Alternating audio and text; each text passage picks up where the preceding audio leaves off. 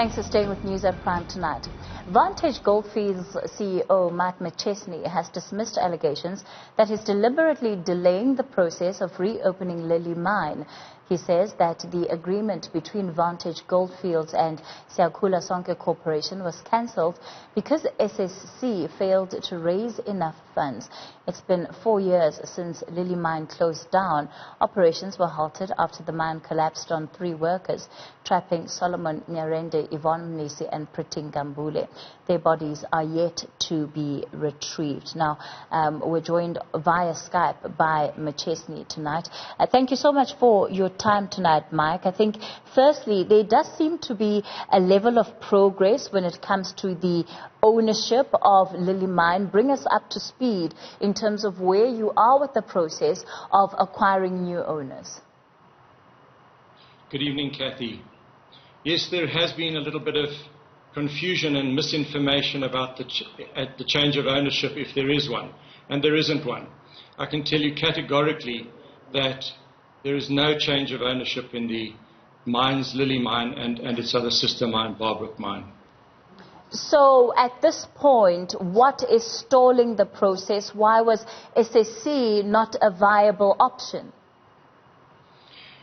Well, SSC and Flaming Silver signed an agreement with us to acquire the mine more than 2 years ago.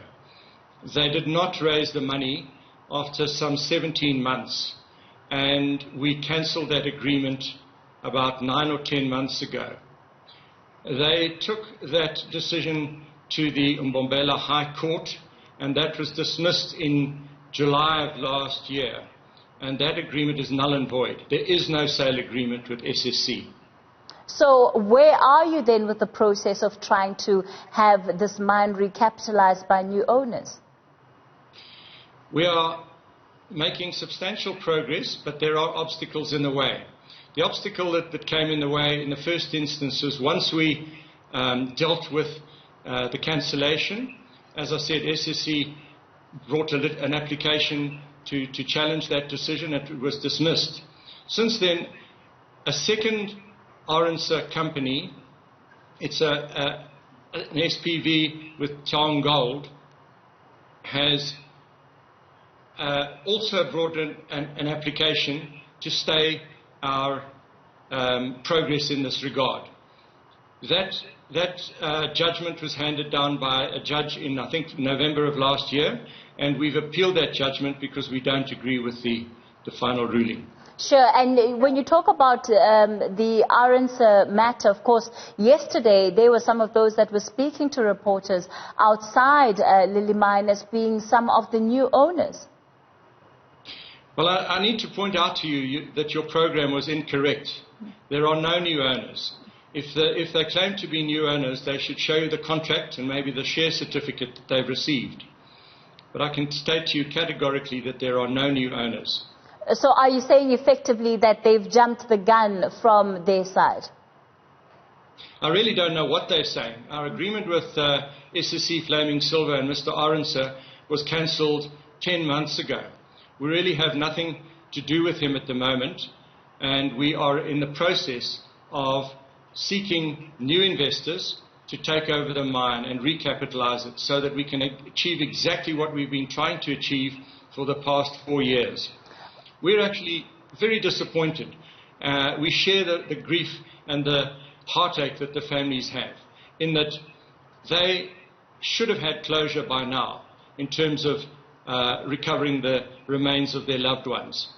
Had Mr. Arendse's agreement been implemented even within 6 months of signing, the mines would have been opened by now, and I think everything would be back to normal. Now, of course, there seems to be no love lost between yourself and Mr. Arendse. Let's talk about the inquiry that was conducted into the Lily Mine incident and perhaps who some of the people that were said to be held liable were. In the first instance, Mr. Arendse has accused you of having wanted to have that particular inquiry quashed simply because of the kind of findings that it had made and its recommendations. Well, that's entirely untrue. I mean, if I thought that Mr. Arendse could get something squashed, I don't know what I'd be thinking. It either means that he's corrupt or the government is corrupt or something like that. So I have always decided to follow the process.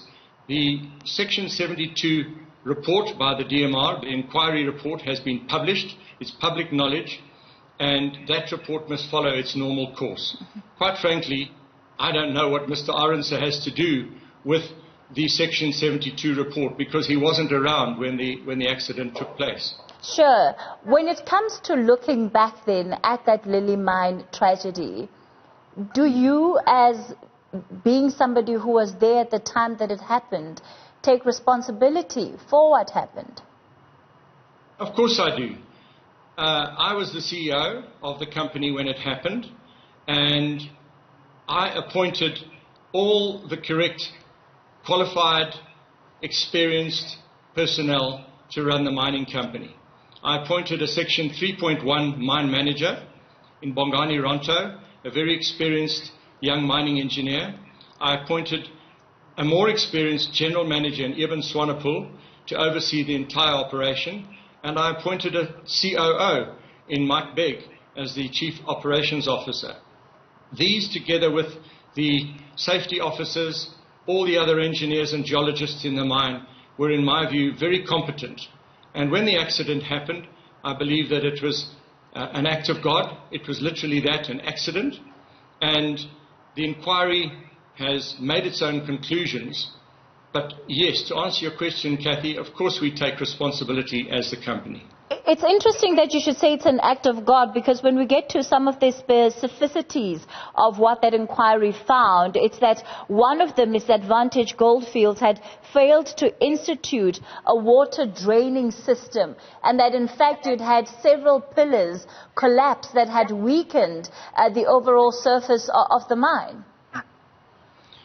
Well, I don't know why we were supposed to put in a certain system. That doesn't resonate with me. The first time I've heard it. I think that, to tell you how mines run, there is a thing called the Mine Health and Safety Act. We comply with that act. We put all the measures in place to ensure that the safety of the workers is fully protected, and that's what we did. It doesn't specify what systems you must use.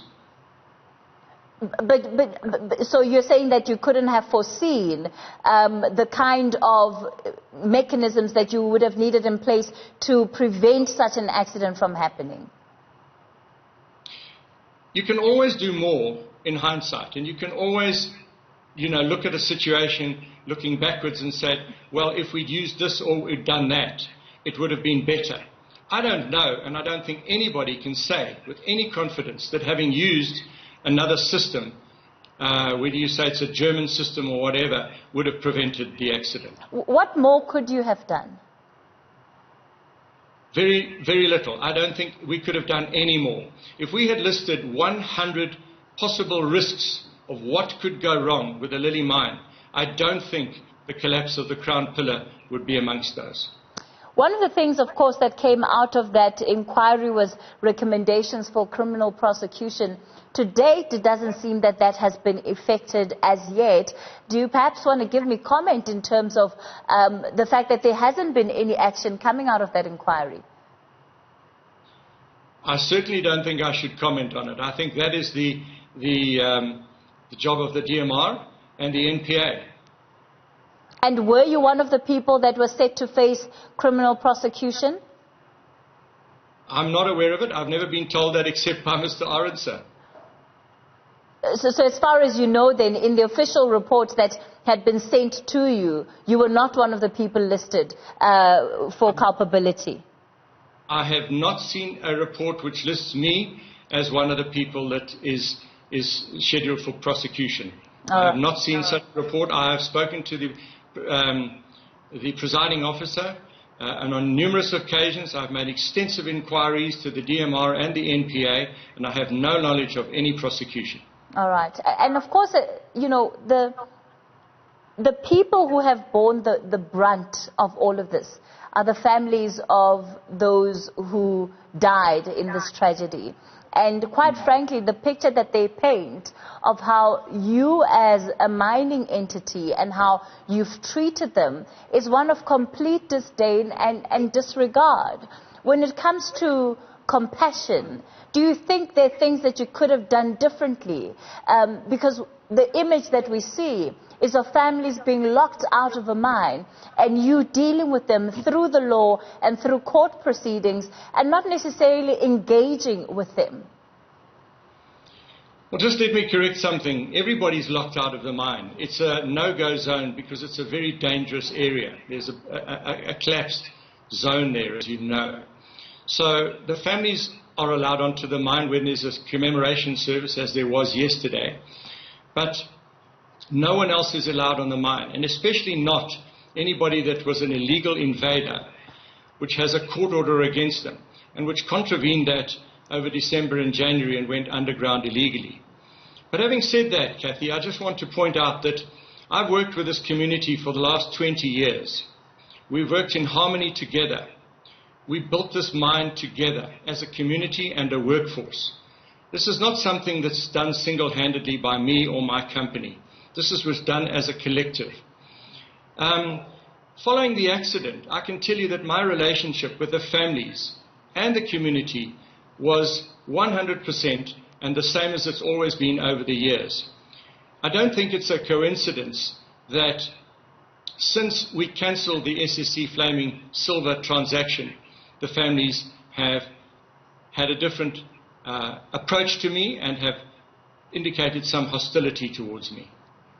So then make the connection clear for me. What do you suspect is at play here? Well, I think it's common knowledge that Mr. Arendse has mounted a serious media campaign against the company in the last 9 months or so. I've had extensive threats, there have been intimidations, there's been interference with our new investors, which, by the way, is a criminal offence, and we have been under a lot of pressure in terms of the adverse media which has been directed at Vantage, and myself in particular, I suppose in an effort to intimidate us into doing whatever he thinks I should do. I'm not going to be intimidated by anybody. I'm following the law. I work with the business rescue practitioners who I appointed. Their job is to help us raise the money, whether it's selling the mine or selling a portion of the mine or whatever it is, so that we can sink the new decline shaft. That's going to cost 130 million.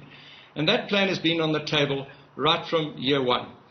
I'm just as disappointed as the families, as they are, about the delays, the fact that we're 4 years down the line and we still don't have closure for them or anybody. And do you think that this explanation is an explanation that is satisfactory to those families? The compensation, is that... No, that the explanation that you're giving is one which is satisfactory to the families. I don't know. It's not for me to comment what's satisfactory to the families.